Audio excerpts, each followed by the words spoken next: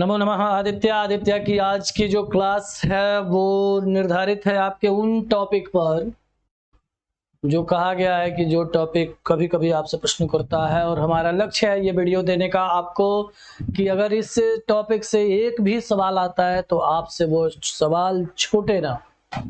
ठीक है, तो वो उसके लिए हम आपके पास जो है आज की जो टॉपिक लेके आए हैं वो है क्रिया। कौन सी टॉपिक?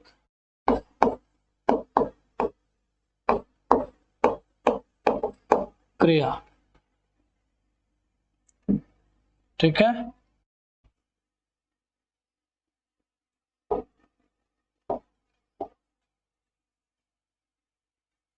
आपको बताते हैं यहां से क्रिया की शुरुआत करिए आप। ठीक है, क्रिया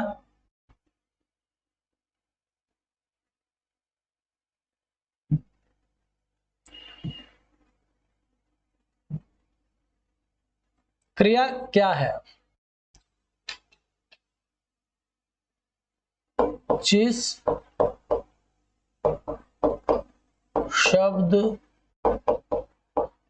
के द्वारा कार्य के होने का क्या हो बोध हो उसे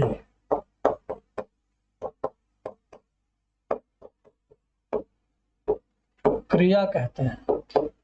ठीक है, अभी आपने देखा क्या शब्द की क्या टॉपिक थी? क्रिया। क्रिया किसे कहा कि जिस शब्द के द्वारा कार्य के होने का बोध हो जाए। ठीक है, इसी में थोड़ी सी परिभाषा चेंज कर देंगे तो दूसरे की परिभाषा आ जाएगी। वो क्या? जिस शब्द के द्वारा क्रिया के होने के समय का बोध हो। तो जब समय का बोध की बात करेगा वहां पर काल की परिभाषा बन जाएगी। जिस शब्द के द्वारा क्रिया के होने का बोध हो, कार्य के होने का बोध हो, तो वहां पे क्रिया। और जिस शब्द के द्वारा कार्य के होने के समय का बोध हो उसे काल। ठीक है ना, तो काल की परिभाषा नहीं, अभी देखते हैं क्रिया। क्रिया की परिभाषा है जिस शब्द के द्वारा कार्य के होने का बोध हो उसे क्या कहेंगे आप? क्रिया कहेंगे। ठीक है, और क्रिया होती कितने प्रकार की है? क्रिया कितने प्रकार की होती है? दो स्केल मैंने खड़ा किया है, तो क्रिया दो प्रकार की होती है। बहुत लोगों के मन में चलता है सकर्मक क्रिया कर्मक क्रिया। नहीं, वो नहीं है। आप छोटे बच्चे नहीं हो, बच्चों को पढ़ाने के लिए पेपर दे रहे हो, ये बात अलग है। लेकिन छोटे बच्चे नहीं रहे कि अब आपको वो चीज बताई जाएगी सकर्मक क्रिया कर्मक क्रिया, वो दो प्रकार होते हैं ना। क्रिया दो ही प्रकार की होती है, लेकिन एक होती है मुख्य क्रिया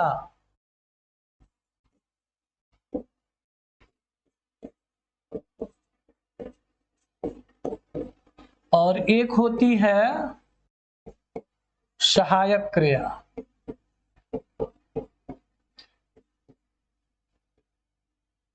एक होती है कौन सी क्रिया? मुख्य क्रिया। और एक कौन होती है? सहायक क्रिया। ठीक है, सहायक क्रिया और मुख्य क्रिया। ठीक है ना, तो मुख्य क्रिया कौन? मुख्य क्रिया जैसे रोना, सोना,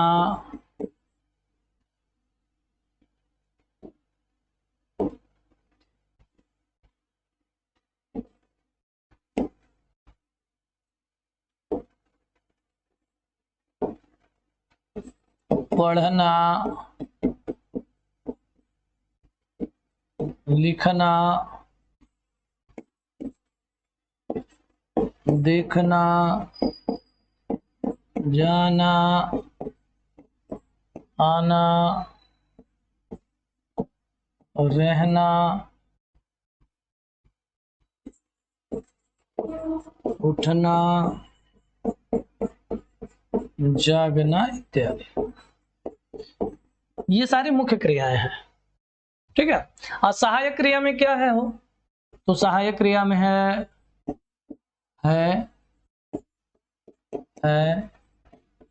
हो, हूं, था, थे, थी, रहा, रहे, रही। ये सहायक क्रिया और मुख्य क्रिया, दो क्रिया है। सबसे पहले हम आपको सहायक क्रिया बताएंगे। सहायक क्रिया में बहुत सी शानदार टॉपिक प्रश्न करता है और एक क्वेश्चन विशेष करके प्रश्न करता है और वहां पर लोग फंस जाते हैं। तो वो चीज सबसे पहले आप जानिए। हमारा काम यही है, आप जहां फंसो वहां से आपको निकाल ले, ठीक है। तो आप जहां फंस रहे हैं ना, वो चीज बता रहे हैं सबसे पहले हम आपको।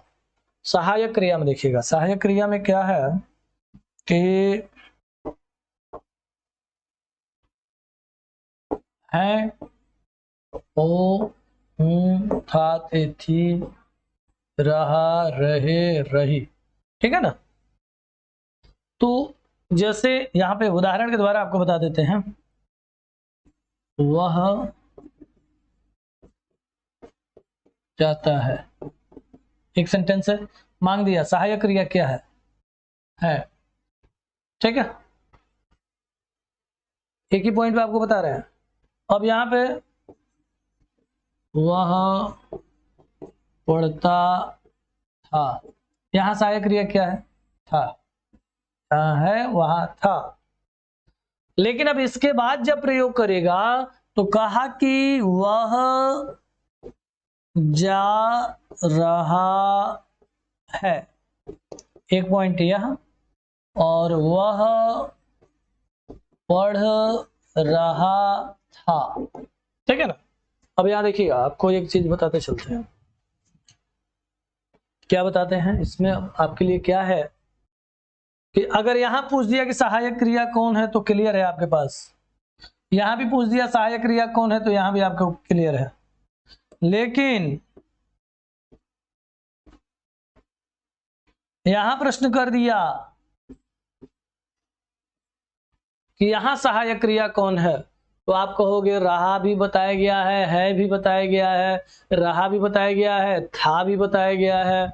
तो दोनों में से कौन? अवास्तविकता यही है कि ऑप्शन नंबर 1, 2, 3, 4 मारे किसको? रहा की है। यहां भी ऑप्शन नंबर 1, 2, 3, 4 मारे किसको भाई? सहायक क्रिया के अंतर्गत रहा, रहे, रही भी आया है, था, थे, थी भी आया है, हो, हूं भी आया है, और दोनों ऑप्शन बता रहे हैं।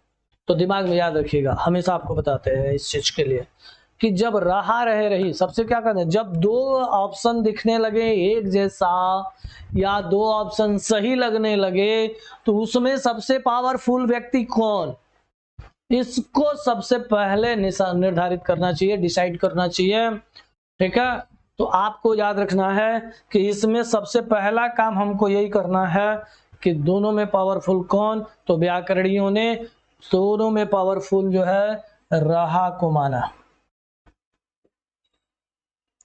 अगर है, हो, हूं, था, थे, थी के साथ रहा, रहे, रही है तो रहा, रहे, रही महत्वपूर्ण है, था, थे, थी, है, हो, हूं गौण हो जाएगा, ठीक है ना।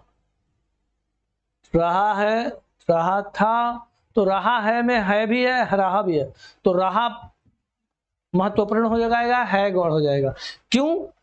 तो कहा कि वह जाता है में जाने की क्रिया में सहायता है किया, ठीक है। लेकिन जा रहा में रहा जा के साथ पहले पूर्ण होता है और है उसके बाद, यानी रहा को पूर्ण कर रहा होता है कौन? है। तो अब रहा का भी सहायक माना जाएगा, तो उसके पहले सहायक क्रिया कौन महसूस हुई? रहा।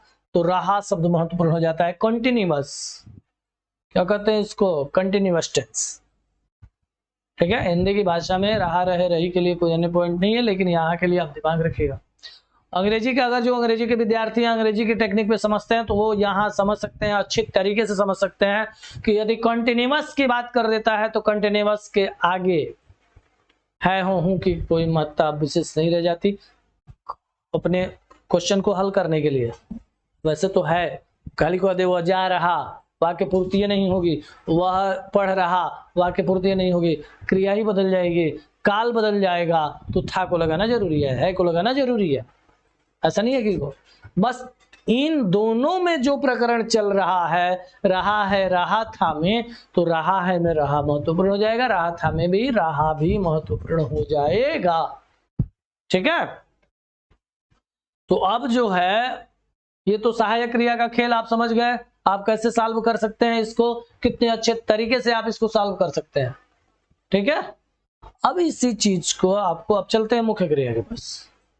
मुख्य क्रिया में बहुत सारी मतलब चीजें हैं, आप उस चीज को जानेंगे भी मुख्य क्रिया में। ठीक है ना, और इसमें जो है आप पहले तो सहायक क्रिया का ये क्वेश्चन जो आता है उसको क्लियर कर लीजिए कि हाँ उसमें क्या मार, यही क्वेश्चन आएगा, इसी टाइप के प्रश्न आएंगे जिसमें रहा था, रहा है, रहा, इस तरह का प्रश्न आएगा।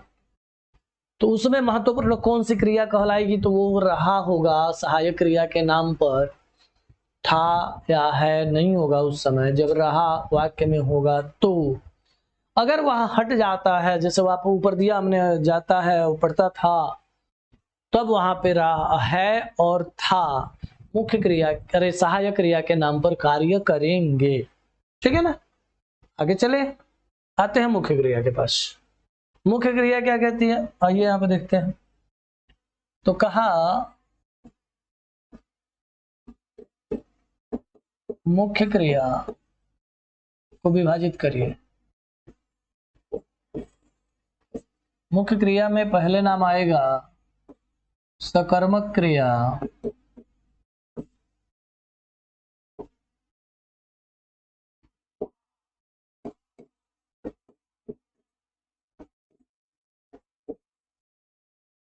अकर्मक क्रिया,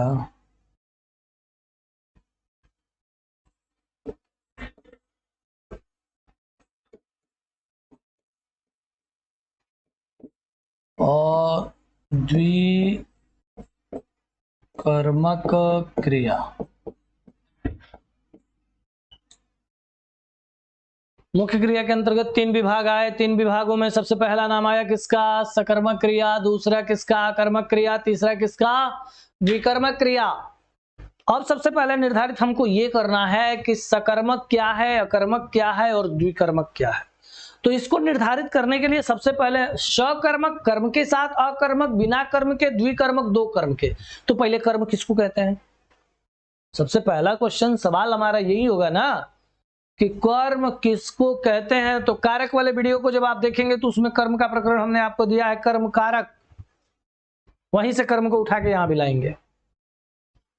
जब वहां आप कारक वाला वीडियो देखेंगे, कारक वाले वीडियो में कारक की परिभाषा दी गई है आपके लिए। ठीक है, तो जब कारक की परिभाषा में जब जाएंगे तो कारक में कर्म कारक आएगा, कर्म कारक में कर्म कारक की परिभाषा दी गई है कि कर्ता की इच्छा का फल जिस शब्द पर पड़ता है उसको कर्म कहते हैं। कर्म 2 प्रकार के होते हैं, एक चिन्हित कर्म होता है, एक इच्छित कर्म होता है। चिन्हित कर्म और इच्छित कर्म जान लीजिएगा किसके लिए लेके हम आते हैं, द्विकर्मक क्रिया के लिए लेके आते हैं विशेष रूप से। ठीक है ना, और चिन्हित कर्म और इच्छित कर्म बहुत कम आपको मिलता है, लेकिन अगर चिन्हित कर्म और इच्छित कर्म की विवेचना नहीं करेंगे, उसके विषय में नहीं जानेंगे, तो द्विकर्मक क्रिया का मतलब आपको समझ में नहीं आएगा, ये फिक्स है। ठीक है ना, तो मुख्य क्रिया कितने प्रकार की, 3 प्रकार की, सकर्मक, अकर्मक और द्विकर्मक। तो सबसे पहला सवाल आपके द्वारा आया कि कर्म क्या है, जिसमें कर्म होगा।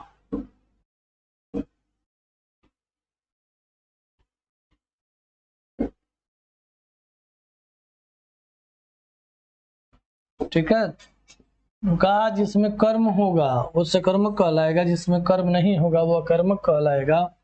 ठीक है, तो कर्म रहा तो सकर्मक, कर्म नहीं रहा तो अकर्मक, कर्म 2 रहा तो द्विकर्मक। तो अब सवाल उठता है कि कर्म है क्या।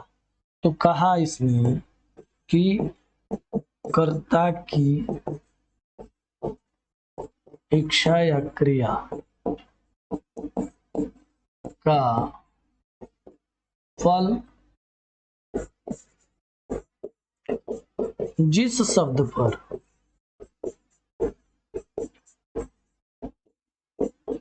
पड़ता है उसे कर्म कहते हैं।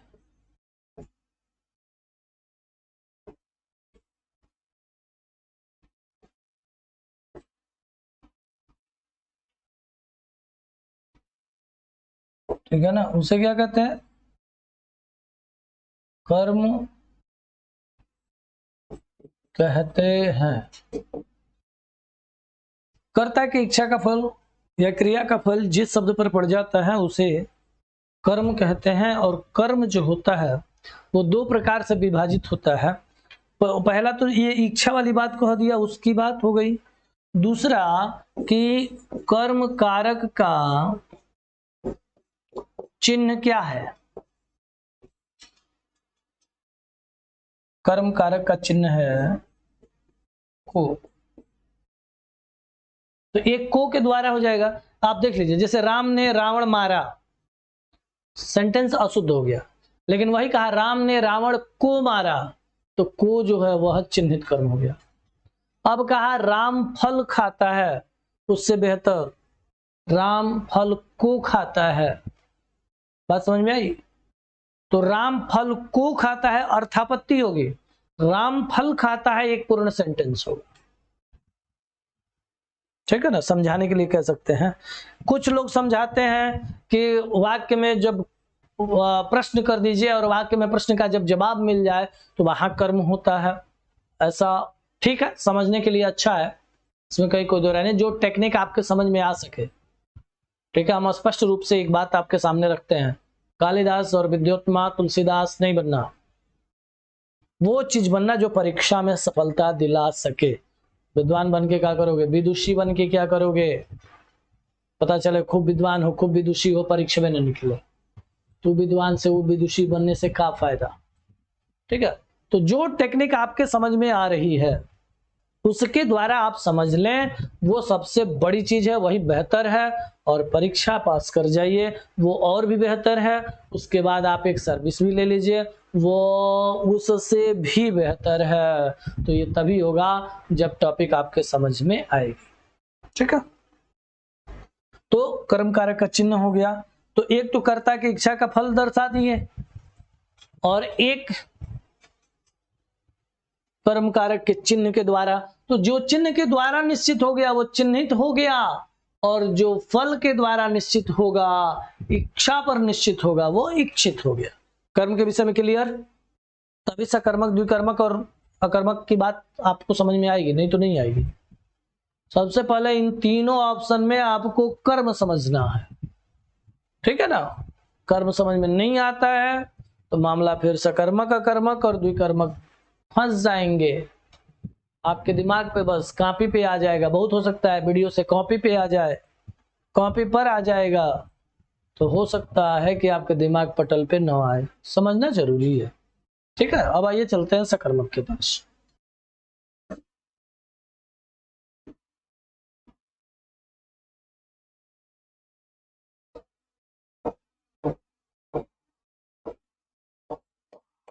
अगला है सकर्मक क्रिया। एक हेडिंग आपको देते हैं, यहाँ पे आपको बता चुके थे। ठीक है, वही परिभाषा के रूप में लिखनी है। जिस क्रिया के साथ कर्म लगा होता है उस क्रिया को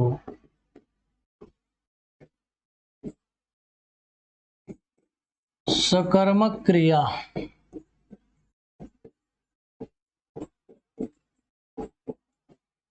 कहते हैं। जिस क्रिया के साथ कर्म लगा होता है उस क्रिया को सकर्मक क्रिया कहते हैं। उदाहरण जानिएगा।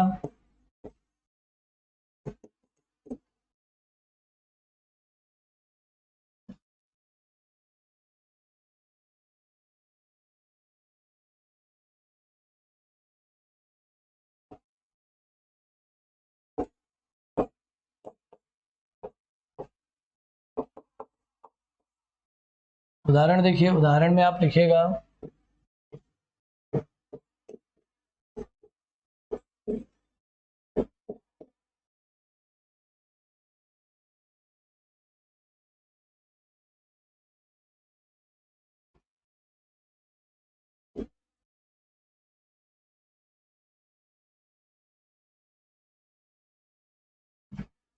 रमा फल खाती है,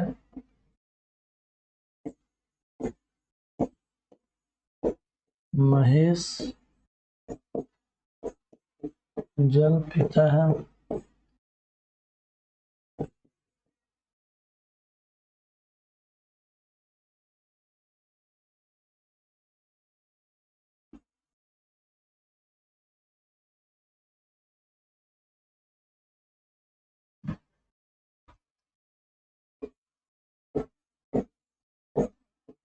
प्रिया भोजन करती है,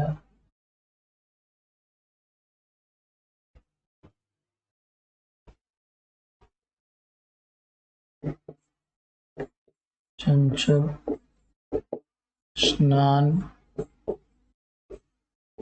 करता है,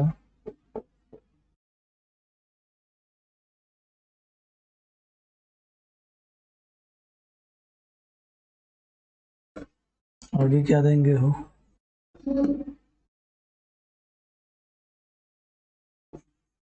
वह घर जाता है,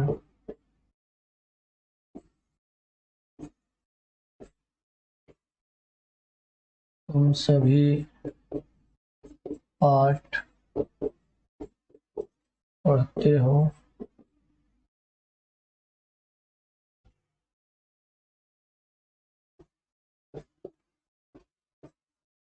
वे सभी लेख लिख रहे हैं।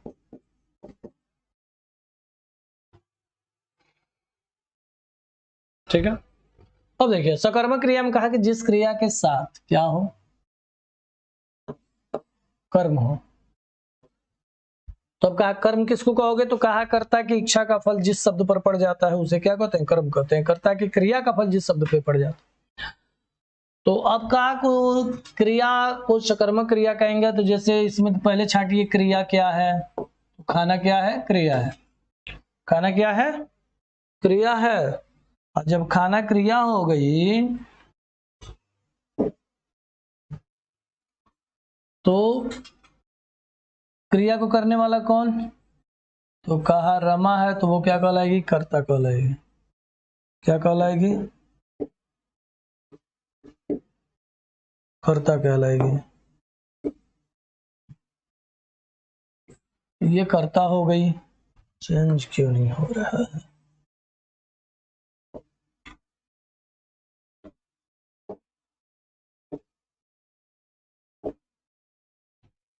तो अब जब ये कर्ता कहला गई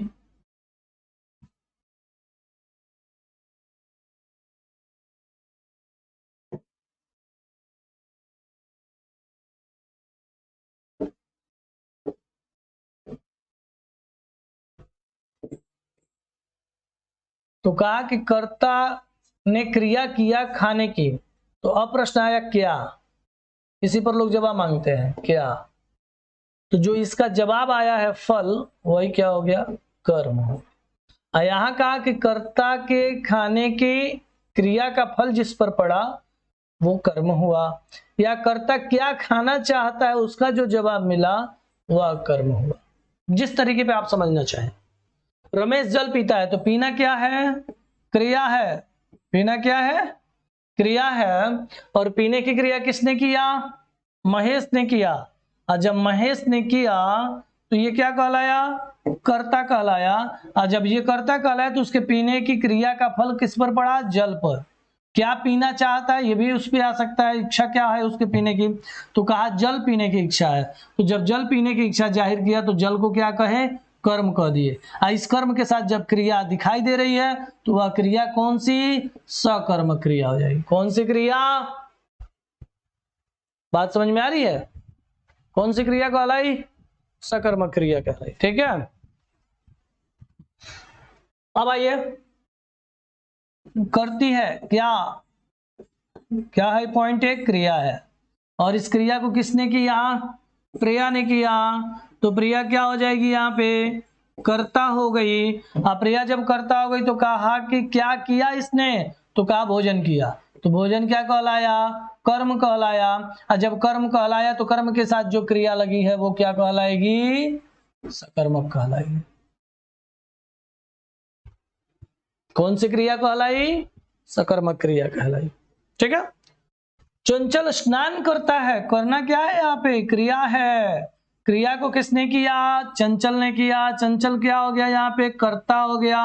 अब कहा कि क्या किया, स्नान किया, ये कर्म हो गया। और इस कर्म के साथ जब क्रिया जो मिलेगी वो सकर्मक हो जाएगी। वह घर जाता है, जाना क्या है, क्रिया है। इस क्रिया को किसने किया, वह, ये क्या कहलाया, कर्ता कहलाया। और कहाँ गया, तो कहा घर गया, तो ये क्या कहलाया, कर्म कहलाया। कर्म के साथ जो क्रिया दिखाई दी वो क्या हो गई, सकर्मक हो गई। पढ़ते हो, पढ़ना क्या है, क्रिया है। और इस क्रिया को किसने किया, तुम सभी ने किया, तो ये क्या कहलाए, कर्ता कहलाए। और क्या किया, तो कहा क्या पढ़ा, तो कहा पाठ। तो जो पाठ बात आई है, जो जवाब आया है वही क्या है, कर्म है। क्या इच्छा, पढ़ने की क्या इच्छा दिखाया, पाठ। पुस्तक भी दे सकता था, पुस्तक पढ़ता है तो वहां पुस्तक हो जाता, वहां क्या हो जाता, पुस्तक हो जाता। लेकिन कहा कि वह पुस्तक पढ़ता है। आइए यहां लिख के आपको बताते हैं। कहा वह पुस्तक पढ़ता है। याद रखिएगा, पढ़ना क्या दर्शाए, यहाँ पे क्रिया दर्शा दी है। पढ़ना क्या दर्शाए हैं, क्रिया दर्शाए हैं। ठीक है। तो पढ़ना जब क्रिया हो गई तो किया किसने, वह, यह क्या कहला गया, कर्ता। और कर्ता ने क्या पढ़ा, तो कहा पुस्तक पढ़ा, तो ये क्या हो गया, कर्म हो गया। अब ये क्रिया सकर्मक हो गई। लेकिन वही बात रख दिया कि वह पुस्तक से पढ़ता है, वह पुस्तक से पढ़ता है, तब वहां क्रिया अब सकर्मक नहीं कहलाएगी, क्योंकि पुस्तक कर्म नहीं रहा। पढ़ने की क्रिया में जब आप कारक के वीडियोज में जाएंगे, आप कारक का वीडियो देखेंगे तो उसमें हमने आपको बताया भी है क्या, कि कर्ता अपनी क्रिया की पूर्ति में जिस साधन का प्रयोग कर देता है उसे करण कहते हैं। क्या कहते हैं, करण कहते हैं। तो जब से लग गया ना तो पुस्तक क्या हुआ, करण हो गया। ज्यों से लगा तो पुस्तक क्या कहलाया, करण कहलाया। और जब करण हो गया तो क्रिया अब सकर्मक नहीं रही, क्योंकि कर्म ही नहीं रहा, पुस्तक कर्म ही नहीं रहा अब। तो जब पुस्तक कर्म नहीं रहा तो क्रिया सकर्मक नहीं होगी। ठीक है। वे सभी लेख लिख रहे हैं, तो लिखना क्या है, क्रिया है। ठीक है। इस क्रिया को किसने किया, वे सभी ने, तो ये क्या कहला गए, कर्ता कहला गए। और क्या लिखने की इच्छा बताया, तो लेख, तो ये क्या कहलाया, कर्म कहलाया।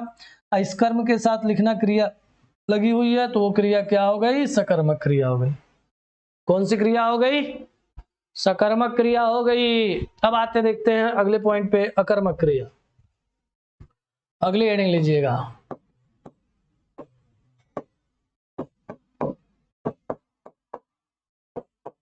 अब अकर्मक क्रिया कैसे परिभाषित करोगे आप, तो कहा कि जिस क्रिया के साथ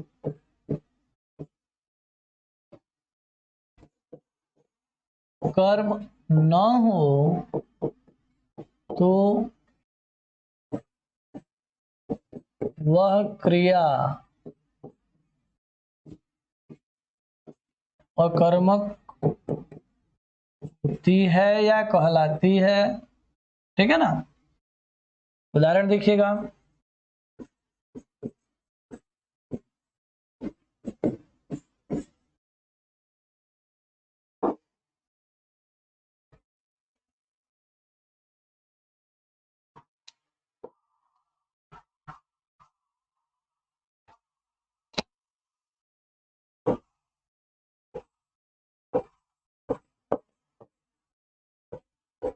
हम सभी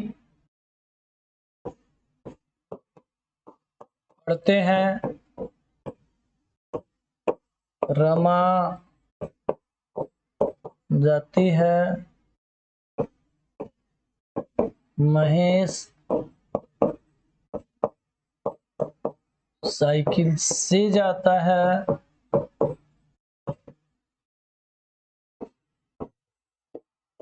वे सभी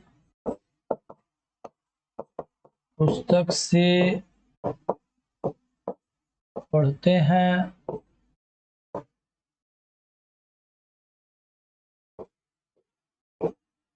तुम सभी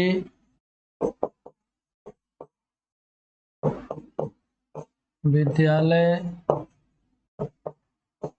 के लिए जाते हो। राम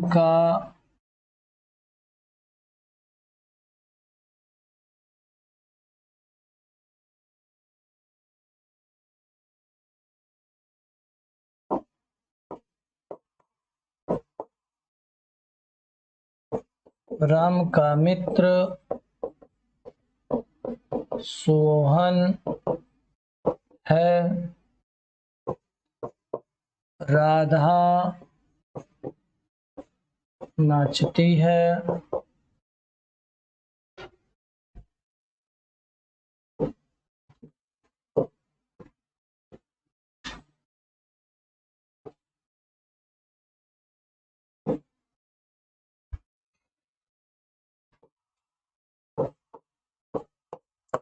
प्रिया लिखती है।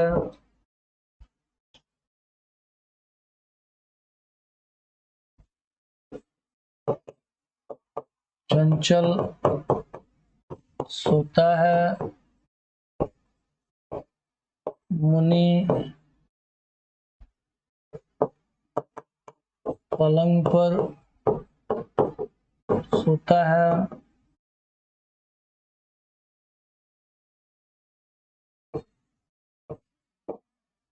तपस्वी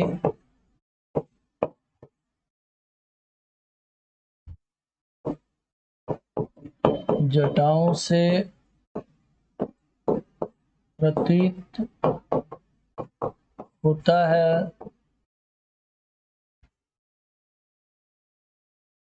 ठीक है, चलिए कितने को समझते हैं?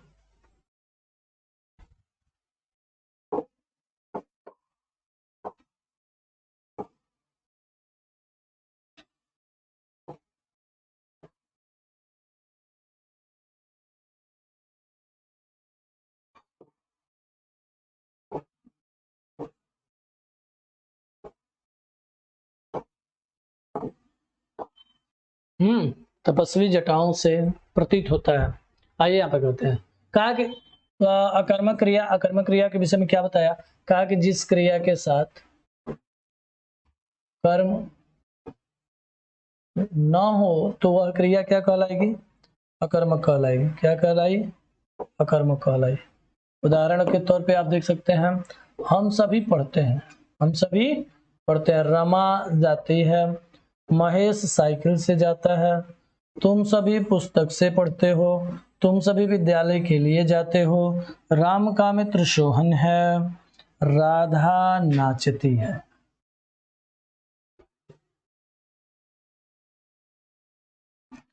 प्रिया लिखती है। चंचल सोता है। मुनि पलंग पर सोता है। तुम सभी तपस्वी जटाओं से प्रतीत होता है। अब देखिए इसमें, अब पढ़ना क्या है? यहाँ पे क्रिया है और हम सभी क्या है? यहाँ पे कर्ता। तो दो ही पॉइंटे मिला, एक कर्ता मिला और एक क्रिया मिली। तो जब केवल कर्ता और क्रिया मिले, कर्म रहा नहीं, तो वहां पे की क्रिया क्या कहलाएगी? अकर्मक कहलाएगी। क्या कहलाई? अकर्मक कहलाई। कौन सी क्रिया कहलाई? अकर्मक। तो अब इसमें क्या है कि पढ़ना क्रिया रही, हम सभी कर्ता हो गए उसके। तो कर्ता और क्रिया दो ही दिखाई दिया, कर्म के लिए कोई शब्द यहां है नहीं, तो अब वो क्या कहलाएगा? तो अब क्रिया के साथ जब कर्म नहीं है तो वह क्रिया अकर्मक हो जाएगी। क्या हो जाएगी? अकर्मक क्रिया हो जाएगी। अब उसके बाद देखिएगा, कहा कि रमा जाती है। तो जाना क्या है? क्रिया है। और जाने की क्रिया किसने किया? रमा ने, जाने की क्रिया किसने किया? रमा ने। क्या हो गई? कर्ता हो गई। तो ये कर्ता हो गई तो क्या कहलाई? ठीक है, तो कर्ता जब हो गई तो एक पॉइंट कर्ता हो गया, एक पॉइंट क्रिया हो गई। यह क्रिया अकर्मक क्रिया हो गई, कर्म नहीं है, वही काम यहाँ वह है। अब देखो, महेश साइकिल से जाता है तो जाना एक क्रिया है, और महेश जाने वाला है तो वो क्या हो गया? कर्ता हो गया। क्या हो गया? कर्ता हो गया। ठीक, तो अब जब ये कर्ता हुआ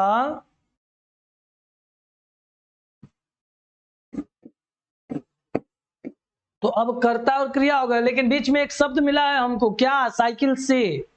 कौन सा शब्द मिला है? साइकिल से। तो जब साइकिल से मिला तो साइकिल में कहा कि भाई एक तो शब्द आपने पहले अभी उदाहरण में कहा कि कोई शब्द नहीं है तो अकर्मक होगा। अब तो यहाँ एक शब्द है, फिर अकर्मक क्यों हो रहा है? तो उसका एक ही रीजन है, साइकिल से, कर्ता ने, कर्म को करण से। तो से का जहां प्रभाव आता है वहां करण होता है, और कैसा प्रभाव? तो कहा साधन जैसा प्रभाव होना चाहिए, तो वहां करण हो जाएगा। ठीक है ना? तो अब क्या हुआ? महेश साइकिल से जाता है में से जो है वो किसका बोधक कराया? करण का बोधक कराया। और जब करण का बोधक कराया, कर्म रहा नहीं तो पुनः वह क्रिया अकर्मक हो गई। पुनः वह क्रिया क्या कहलाई? अकर्मक क्रिया कहलाई। वे सभी पुस्तक से पढ़ते हैं, तो पढ़ना क्या हो गया? क्रिया हो गई, और क्रिया के साथ क्या दिया? पुस्तक दिया। पुस्तक भी क्या दिया? साधन में दिया, से के साथ दिया, तो वो करण हो गया। और पढ़ने की क्रिया किसने किया? वे सभी ने किया, तो वो क्या हो गए? कर्ता हो गए। पुनः कर्म इस वाक्य में नहीं दिखा, तो न दिखने के कारण यह भी क्रिया क्या हो गई? अकर्मक हो गई। क्या हुई? अकर्मक। ठीक, तुम सभी विद्यालय के लिए जाते हो, तो जाना क्या यहाँ पे दिखाया? क्रिया। कौन गया? तो कहा तुम सभी, तो ये क्या कहलाए? कर्ता। और जब ये कर्ता कहलाए तो कहा कहाँ गए? विद्यालय के लिए। किसके लिए गए? विद्यालय के लिए। तो के लिए आ गया, तो के लिए अब क्या रहेगा यहाँ पे? के लिए का प्रावधान क्या है? संप्रदान कारक। तो के लिए यहां संप्रदान जब हो गया, ठीक, तो संप्रदान होने की वजह से पुनः वाक्य में कर्म नहीं मिला, और जब वाक्य में कर्म नहीं मिला तो क्रिया अकर्मक हो जाती है। ठीक, समझ में आई बात ये? चलिए, ठीक है। तो अब देखिएगा, अब यहां कहा राम का मित्र सोहन है, तो है यहां पे सहायक क्रिया है। कौन सी क्रिया है? सहायक क्रिया। अब यहां पे ये भी करता है, मित्रता का बोध कराता है, भाववाचक संज्ञा के विषय में आता है। मित्र जातिवाचक संज्ञा है, मित्रता भाववाचक संज्ञा है, मित्रता विशेषण शब्द भी है। ठीक है ना? तो राम और सोहन दोनों संज्ञा शब्द को बोधित हो गए। अब है सहायक क्रिया में निर्धारित हो गई, तो अब यहां पे कर्म कुछ दिखा नहीं। ठीक, तो अब क्या हुआ? यह भी अकर्मक हो गया। राधा नाचती है, नाचना क्या है? क्रिया है। किसने किया? राधा ने किया, तो ये क्या हो गई? कर्ता हो गई। और जब कर्ता हुई तो बीच में कर्म नहीं मिला, तो यहाँ पे क्रिया अकर्मक। कौन सी क्रिया? अकर्मक क्रिया। ठीक है, प्रिया लिखती है, लिखना क्या है? यहाँ पे क्रिया है, और प्रिया इसकी कर्ता है, तो बीच में कर्म नहीं दिखा, इसलिए क्रिया अकर्मक हो गई। ठीक है, सोना क्या है? क्रिया है। सोने की क्रिया किसने किया? चंचल ने किया, तो कर्ता और क्रिया दो ही दिखाई दिए, कर्म रही रहा। लेकिन यहां कहा कि मुनि पलंग पर सोता है, तो सोना यहाँ क्रिया है, और मुनि यहाँ पे कर्ता हो गया, और बीच में एक शब्द मिला है पलंग पर, तो पलंग पर कर्म होगा। क्या होगा? पलंग पर क्या दिखाएंगे आप? पलंग पर के लिए कौन सा पॉइंट लेके आएंगे? यहाँ पे क्या है पलंग पर?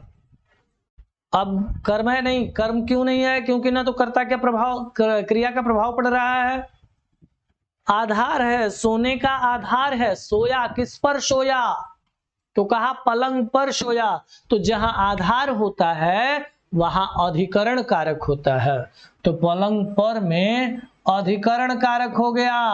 और ज्यों अधिकरण हुआ, कर्म का नामो निशान नहीं, प्रक्रिया पुनः अकर्मक। तपस्वी जटाओं से प्रतीत होता है, तो प्रतीत होना क्या है? क्रिया है। और कौन? तो कहा कि तपस्वी तो क्या हो गया? ये कर्ता हो गया। अब कहा किससे? तो कहा जटाओं से। तो से क्या है? यहाँ पे करण है, प्रतीत होने का साधन है। तो जब करण कारक हो गया तो भी कर्म का अभाव हुआ, तो भी क्रिया यहाँ अकर्मक हो गई। अकर्मक क्रिया। अब इतने उदाहरण पर आपको क्लियर समझ में आ सकते हैं, नहीं तो आप डिस्क्रिप्शन में जाके आराम से मैसेज दे दीजिएगा, आपको पुनः उसके प्रश्नों का जवाब आपको दे दिया जाएगा। ठीक है ना। आते हैं अगले पॉइंट पे। कौन सा पॉइंट है अगला? तो कहा द्विकर्मक।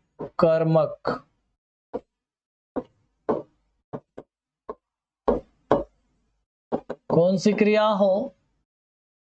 कौन सी क्रिया आपको देखनी है? द्विकर्मक क्रिया देखनी है। द्विकर्मक क्रिया के विषय में क्या कहा? देखिएगा, कहा कि जिस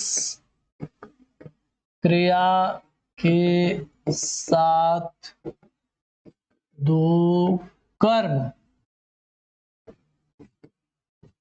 प्रयुक्त हो उस क्रिया को द्विकर्मक क्रिया कहते हैं। कहा जिस क्रिया के साथ दो कर्म प्रयुक्त हो ऐसी क्रिया को द्विकर्मक क्रिया के नाम से जाना जाता है। उदाहरण में आपको हम बता देते हैं, यहाँ उदाहरण देख लीजिएगा।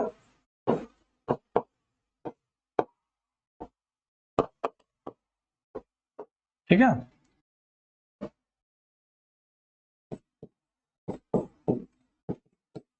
शिक्षक ने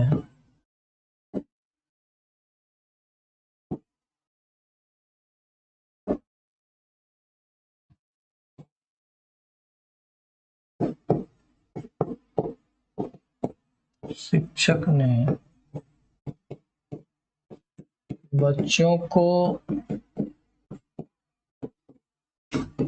मिठाई खिलाई। ठीक है।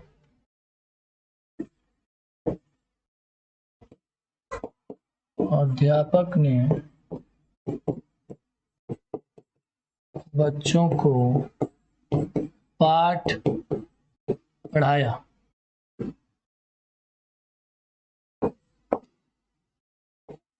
रमा श्यामा को फल खिलाती है।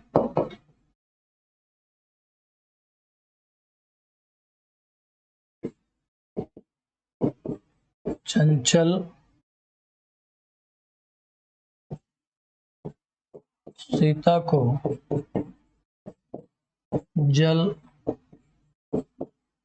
पिलाया।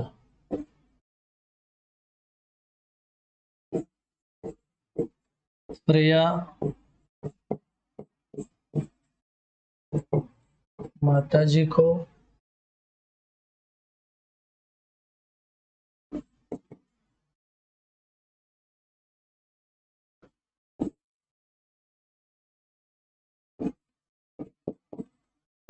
भोजन कराती है। हम सभी छात्रों को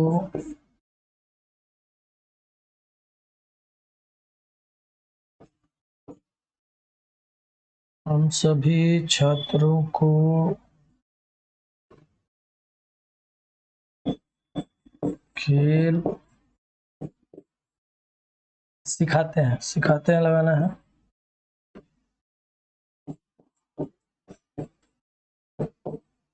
सिखाते हैं। ठीक है। हम सभी छात्रों को क्या करते हैं? खेल सिखाते हैं। ठीक है।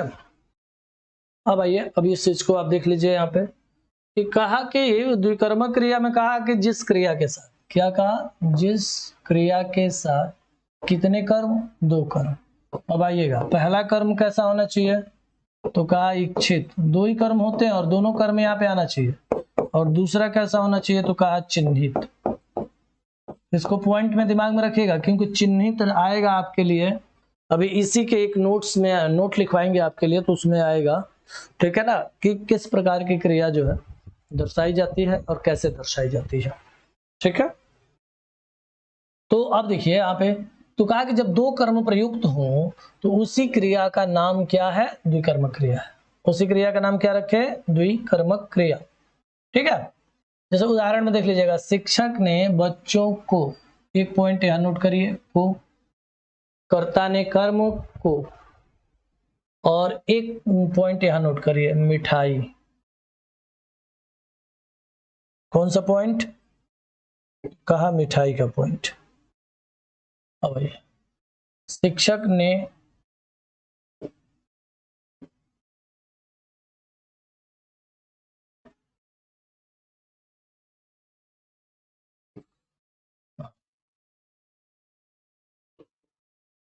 कैसे होगा, इसको बदलना है।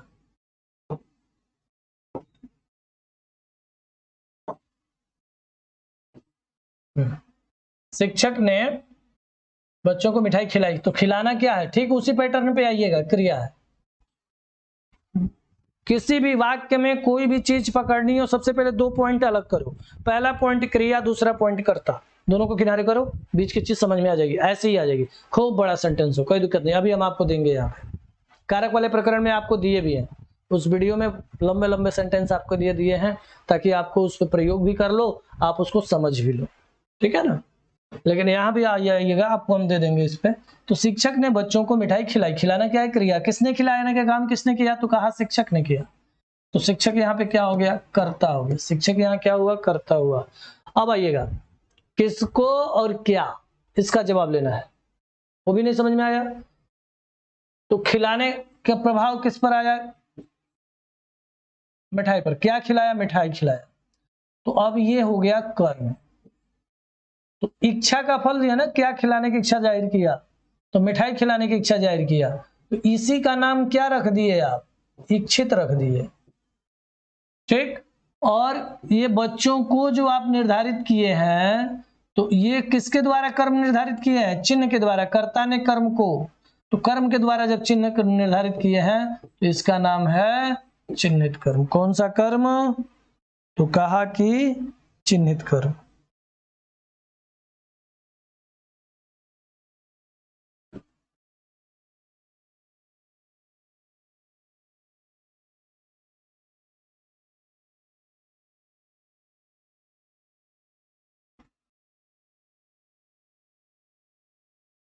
ठीक है, क्या दर्शाया, बच्चों को।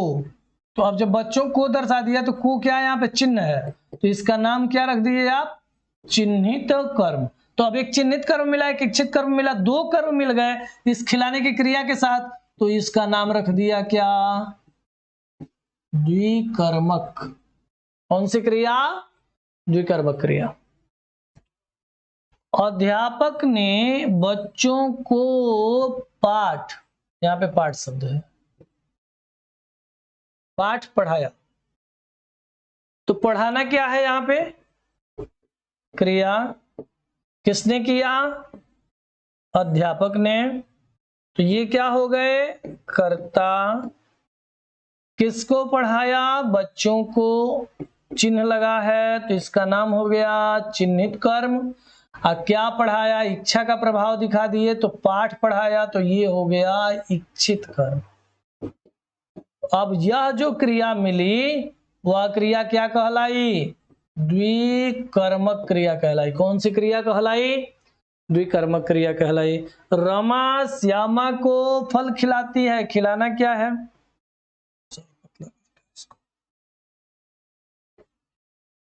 खिलाना क्या है, तो क्रिया है। ये खिलाना क्या हुई, यहाँ पे क्रिया हो गई। और कहा किसने खिलाया, तो कहा रमा ने, तो रमा क्या कहलाएगी भाई, कर्ता कहलाएगी। किसको खिलाई, श्यामा को का चिन्ह मिला, तो इसका नाम रख दिया क्या, चिन्हित कर्म। फल है वो क्या हो जाएगा, इच्छित। देखिए दो कर्म मिल गए, चिन्हित कर्म और इच्छित कर्म, और ये क्रिया हो गई तो इसका नाम क्या रख दिए आप? द्विकर्मक क्रिया।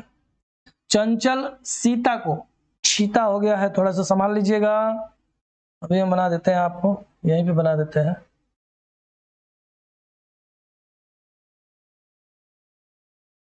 पॉइंट ऐसा हो गया था कि लग रहा था सीता है सीता को। तो चंचल सीता को जल पिलाया, पिलाना क्या दिखाया यहाँ पे? क्रिया दिखा लीजिए। और किसने पिलाया? चंचल ने, तो ये हो गया कर्ता। जब ये कर्ता हो गया तो किसको पिलाया? तो सीता को, तो ये हो गया चिन्हित। और क्या पिलाया? तो ये हो गया जल, तो ये हो गया इच्छित। और दो कर्म मिल गए, और जब दो कर्म मिल गए तो इसका नाम रख दिया द्विकर्मक क्रिया। जिस क्रिया में दो कर्म लगे होंगे वहां द्विकर्मक क्रिया होगी, नहीं लगे होंगे नहीं होगी। भोजन कराना, कराना क्या है? क्रिया। और एक भोजन कर्म मिला, एक माता जी को कर्म मिला। तो जब दो कर्म मिल गए तो यह अभिक्रिया द्विकर्मक हो गई। सिखाना क्या है? क्रिया। किसने सिखाया? तो कहा हम सभी ने, तो ये क्या हो गए? तो कर्ता हो गए। और कर्ता हो गए तो किसको? तो छात्रों को। तो एक कर्म यह हुआ, और जो सिखाने की इच्छा बनी वो एक कर्म हो गया। तो दो कर्म हो गए, और जब दो कर्म हो गए तो यह क्रिया द्विकर्मक हो गई। ठीक है। अब इसी पर आके आपको एक नोट बताते हैं, नोट लिखिएगा।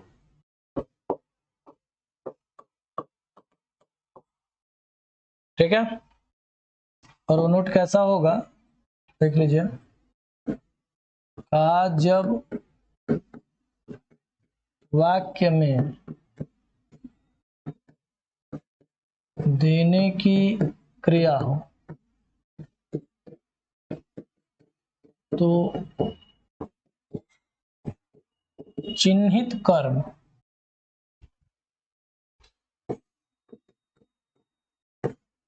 संप्रदान में बदल जाता है। ठीक।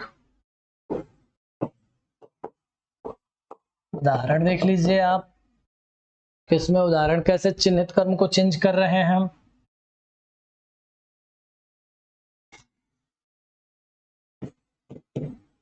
राजा ने ब्राह्मण को गाय दिया। रमा बच्चों को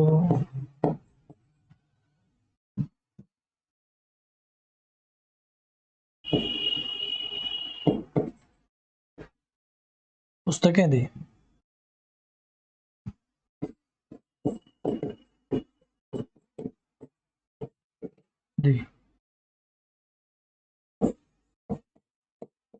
माता जी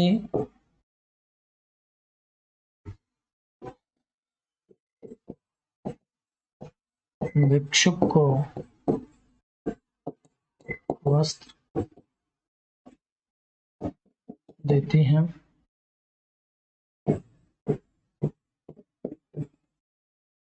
पिताजी